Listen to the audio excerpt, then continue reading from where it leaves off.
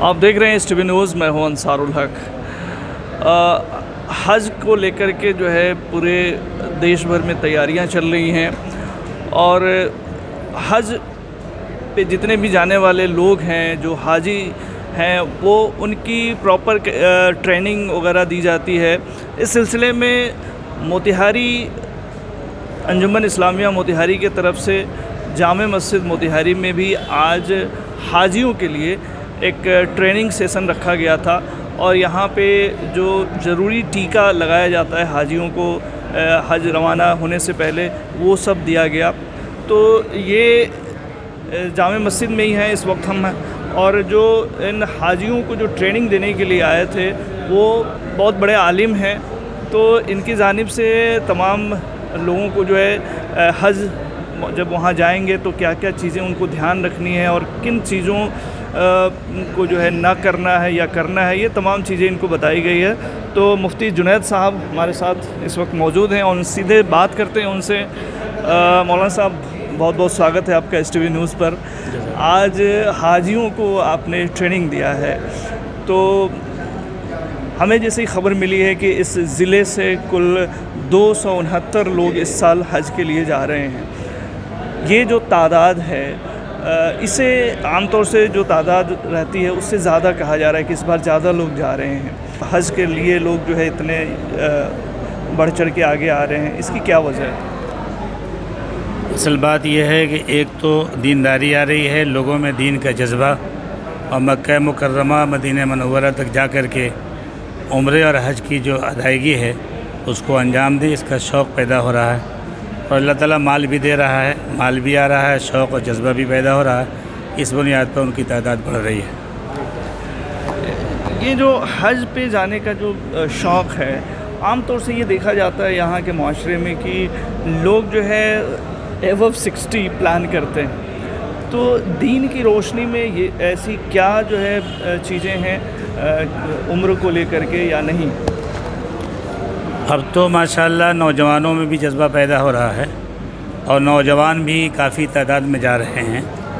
पहले शौक़ कम होता था, इस बुनियाद पर उम्रें बढ़ जाती थी और लोग हज के लिए नहीं जाते थे। तो जो पुराने लोग हैं उन्हीं की उम्रें ज़्यादा हो रही हैं और ज़्यादा उम्र में जा रहे हैं। लेकिन अब तो नौजवानों में माशाअल्लाह जज्बा पैदा हो रहा है, उनकी भी बड़ी तादाद हो रही है। एक बहुत अहम बात है हज के रिगार्डिंग की, जो है जब वहाँ जाते हैं तो किन किन चीज़ों पे अमल किया जाता है, तो वो तमाम चीज़ें आज मौलाना साहब से जानेंगे।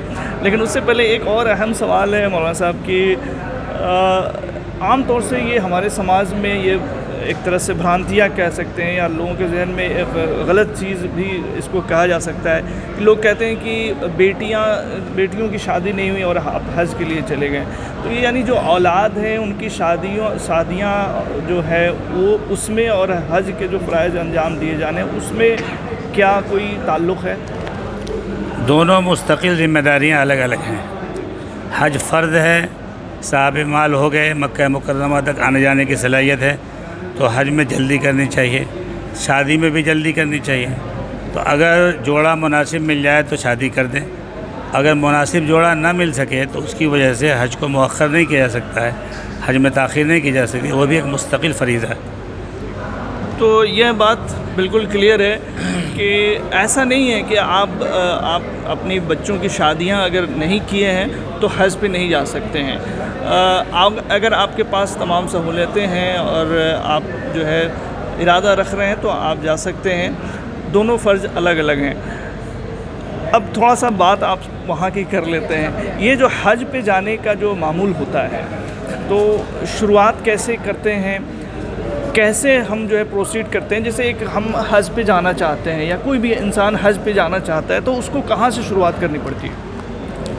उसके लिए सबसे पहले तो फ़ार्म भरना पड़ता है, और फ़ार्म भर के जब मंजूरी मिल जाती है तो उसकी जो रकम की अदायगी होती है, रकम की अदायगी की जाती है, और उसके बाद फिर जो यहाँ से जाते हैं तो सीख करके जाते हैं और उसके मुताबिक अमल करते हैं और उम्रा और हज के फ़राइज़ को अंजाम देते हैं। ये फ़ॉर्म भरने की प्रक्रिया जो होती है, इसको कहाँ अंजाम दिया जाता है और कैसे? ये तो पटना में जो बिहार के लोग हैं, पटना हज कमेटी है, वहाँ से करते हैं, और हर ज़िला में भी इसका इंतज़ाम किया गया है और ज़िला के एतबार से भी वो लोग वहाँ से भी हज फार्म कर पुर करके भेज देते हैं। तो वो जब फॉर्म भर दिया जाता है और जो उसका एक सर्टेन अमाउंट होता है उसको पे कर दिया जाता है, उसके बाद फिर आगे का प्रोसेस? आगे का प्रोसेस ये है कि पहले उनकी ट्रेनिंग होती है और बताया जाता है कि कैसे उम्रा करेंगे, कैसे हज करेंगे, उनको समझाया जाता है, सिखाया जाता है। इसलिए कि बग़ैर सीखे हुए अगर उम्रा और हज करने जाएंगे तो सही माना में उम्रे और हज की अदायगी नहीं हो सकेगी। यही वजह है कि जो लोग सीख करके जाते हैं वो तो अच्छे तरीक़े से कर पाते हैं, और जो लोग सीख करके नहीं जाते हैं वो अच्छे तरीक़े से नहीं कर पाते हैं। बाद लोग होते हैं जो जिनका फ़र्ज़ छूट जाता है तो उम्रा और हज ही नहीं होता है। बाद लोग होते हैं जिनसे वाजिब छूट जाता है तो उम्रा और हज तो हो जाता है लेकिन दम वाजिब हो जाता है, उनको पता भी नहीं चलता है। इसलिए उनको सिखाया जाता है, ट्रेनिंग दी जाती है और उनमें एक जज्बा पैदा किया जाता है कि यहाँ से जाने के बाद किताबों का मुताला करें, लोगों से पूछें, सीखें, ताकि आपका हज और उम्रा अच्छे तरीके से अंजाम पा सकें। यहाँ से जो हाजी निकलेंगे हज के लिए, जब रवाना होंगे तो उन्हें जब फ़्लाइट यहाँ से वो पकड़ेंगे तो फिर कहाँ उनकी लैंडिंग होगी और वहाँ पे फिर किस तरह से चीज़ों को अमल दिया जाएगा, या और ये कैसे वहाँ पे कहाँ रहेंगे, क्या कुछ होती हैं, वो सब तमाम चीज़ें बताएं। ये तो हज कमेटी का जो इंतज़ाम होता है उस एतबार से कुछ लोग तो बराह रास्त मदीना जाते हैं, मदीने में 8 दिन रह करके फिर वहाँ से मक्का जाते हैं, और कुछ लोग हैं जिनकी फ़्लाइट जद्दा जाती है और जद्दे से मक्का जाते हैं। पहले मक्के में हज उम्रा अदा कर लेते हैं, उसके बाद मदीना मुनव्वरा जा कर के मस्जिद नबवी में नमाज़ पढ़ते हैं, हुजूर के रोज़े पर सलातो सलाम भेजते हैं। तो ये हज कमेटी का जो इंतज़ाम है उसके मुताबिक कुछ लोग मदीना, कुछ लोग मक्का जाते हैं, और वहाँ जाने के बाद पहले से उनका होटल बुक रहता है। उस होटल में पहले उनको पहुँचाया जाता है, उसमें जा कर के फ़रेश होते हैं, और फिर अगर मदीना गए तो मस्जिद नबवी में जा कर के इबादत करते हैं, अगर मक्का गए तो हज होटल में जा कर के फ़रेश हो कर के वहाँ मस्जिद हराम में जाते हैं और वहाँ उम्रा के अफ़ाल अंजाम देते हैं। फिर हज का मौका आता है तो हज के अफ़ाल और अरकान अंजाम देते हैं। तो कुछ लोग पहले जाते हैं, कुछ लोग बाद में जाते हैं, तो क्या बाद में और पहले जाने का क्या है एक्चुअल में हज के लिए क्या फ़राइज़ ज़रूरी है? वो तो हज कमेटी अपने सहूलत के एतबार से कुछ लोगों को पहले मदीना भेजती है, कुछ लोगों को मक्का भेजती है, तो उनकी सहूलत के एतबार से। लेकिन ज़रूरी क्या है, मतलब कब से जो है हज के जो चीज़ें अरकान हैं या जो चीज़ें अमल में लाई जाती हैं वो कब से शुरू हो? पहले तो आम तौर से इंडिया के लोग जाते हैं तो पहले उम्रा के एहराम बांध करके जाते हैं, मक्का जाते हैं तो उम्रा के जो अरकान हैं वो अंजाम देते हैं। अब मैं आपको एक बात बताऊं कि कुछ फ़राइज़ हैं उम्रा और हज के, और कुछ वाजिबात हैं। अगर फ़र्ज़ छूट जाए तो उम्रा नहीं होगा, हज नहीं होगा, और वाजिब छूट जाए तो दम देना पड़ेगा। तो इसलिए जो लोग हज करने जाते हैं उनके लिए ज़रूरी है कि पहले ये जानें कि उम्रा में फ़राइज़ कितने हैं, वाजिबात कितने हैं, और हज में फ़राइज़ कितने हैं, वाजिबात कितने हैं। आज की इस मजलिस में मैंने इसी को बताया और इसी पर ज़ोर दिया ताकि उनका हज और उम्रा सही ढंग से अदा हो सके और उन पर दम वाजिब ना हो। तो मैंने आज ये बताया कि उम्रा में 2 फ़राइज़ हैं और 2 वाजिबात हैं। कोई मुश्किल काम नहीं याद करना। पहला फ़र्ज़ उम्रा में तो ये है कि एहराम बांधा जाए, और एहराम कपड़े का नाम नहीं है जो पहनते हैं, बल्कि एहराम 2 चीज़ों का नाम है। एक तो ये है कि नीयत हो उम्रे की या हज की, और दूसरे में ये है कि उम्रा की नीयत करके तलबिया पढ़ लिया जाए तो वह हालत एहराम में आदमी आ जाता है। जो कपड़ा पहनते हैं ये कपड़ा एहराम की अलामत है, एहराम नहीं है। और दूसरा है तवाफ़, खाने काबा का तवाफ़, जो नीयत करके 7 चक्कर लगाते हैं और उसमें दुआएं पढ़ते हैं। जब 7 चक्कर मुकम्मल हो जाता है तो तवाफ़ मुकम्मल हो जाता है। तो इस तरीक़े से एहराम और तवाफ़ जब हो गया तो उम्रे का फ़र्ज़ अदा हो गया।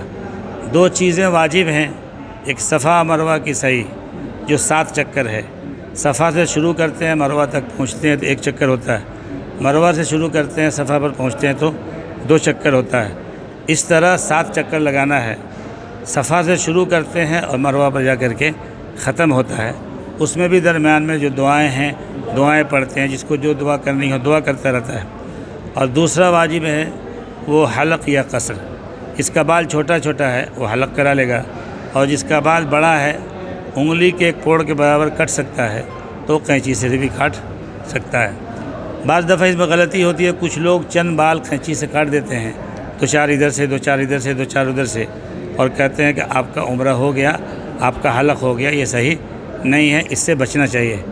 عورتوں کا حلق اور قصر یہ ہے کہ بال کو انگلی پہ لپیٹ کے اور انگلی کے ایک پوڑ کے برابر چاروں طرف سے کاٹ دیں تو ان کا حلق یا ان کا قصر ہو جائے گا. اور اس طریقے سے 2 فرض اور 2 واجب جب ادا ہو جائیں گے تو عمرہ مکمل ہو جائے گا. آج میں نے یہ بتایا کہ حج کے اندر 3 فرائض ہیں اور 6 واجبات ہیں. پہلا فرض ہے احرام، دوسرا فرض ہے یہ وقوف عرفہ، اور تیسرا فرض ہے طواف زیارت. احرام کے بارے میں نے بتا دیا کہ 2 چیزیں ہیں، نیت، حج کی نیت کر کے تلبیہ پڑھ لیں.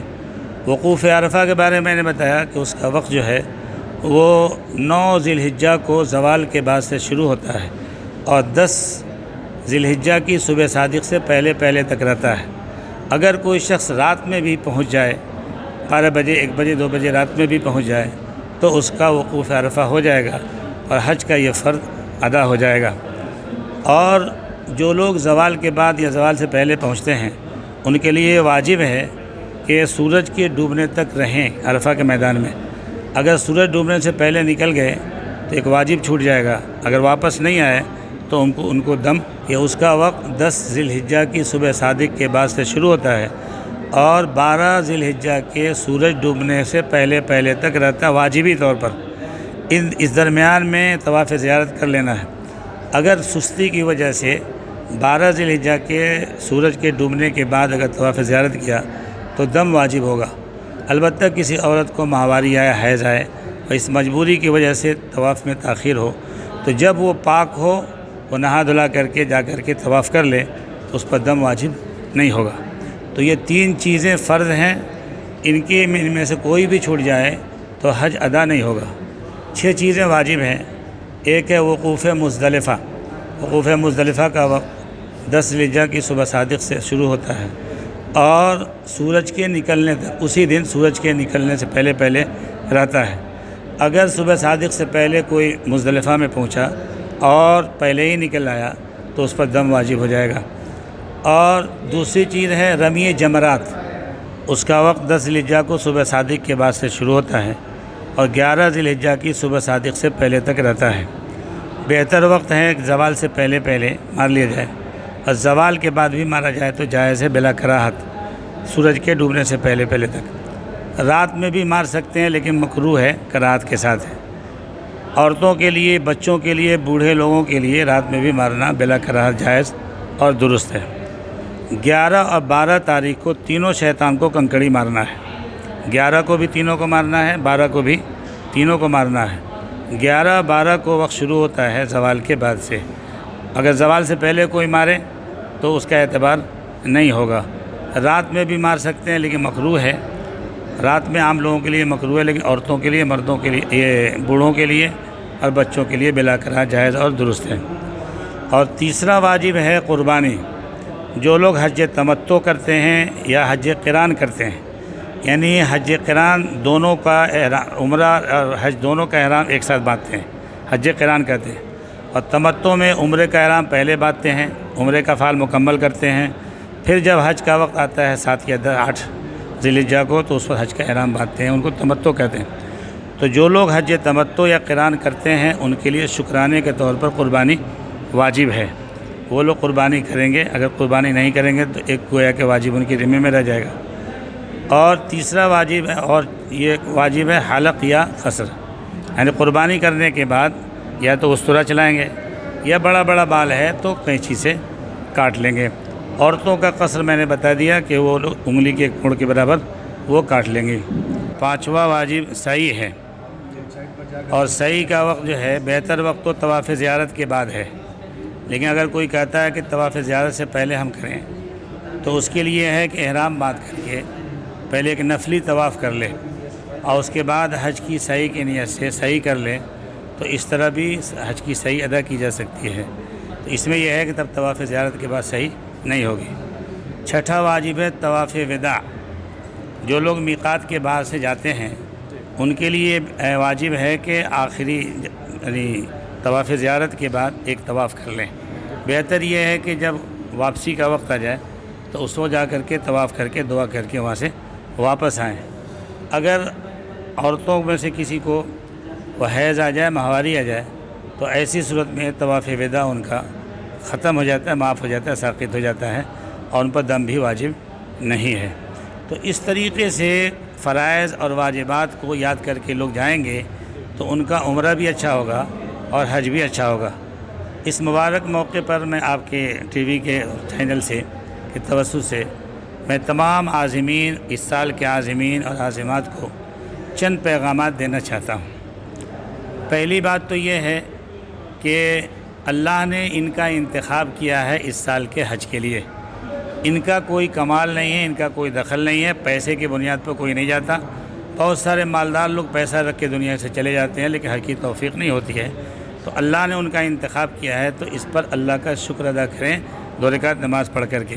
جب اللہ کا شکر ادا کریں گے تو اور ان کو اللہ تعالیٰ دے گا۔ دوسری بات یہ ہے کہ یہ لوگ اللہ کے مہمان ہیں، اللہ ان کا میزبان ہے اور اللہ کے یہ مہمان ہیں۔ تو وہاں جانے کے بعد اگر کوئی تکلیف ہوتی ہے تو اس تکلیف کو اگر زبان پر لاتے ہیں تو گویا کہ اللہ کی شکایت کرتے ہیں۔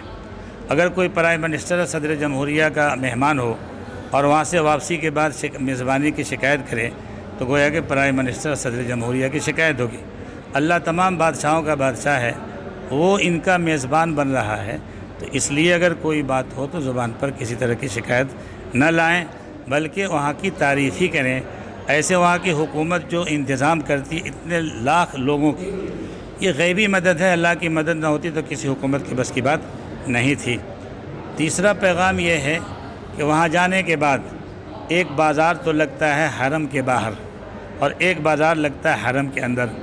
حرم کے باہر جو بازار لگتا ہے وہ دنیاوی بازار ہے جو یہاں کرتے ہی رہتے ہیں۔ حرم کے اندر جو بازار لگتا ہے وہ اخروی بازار ہے، آخرت کی اس میں خرید و فروخت ہوتی ہے۔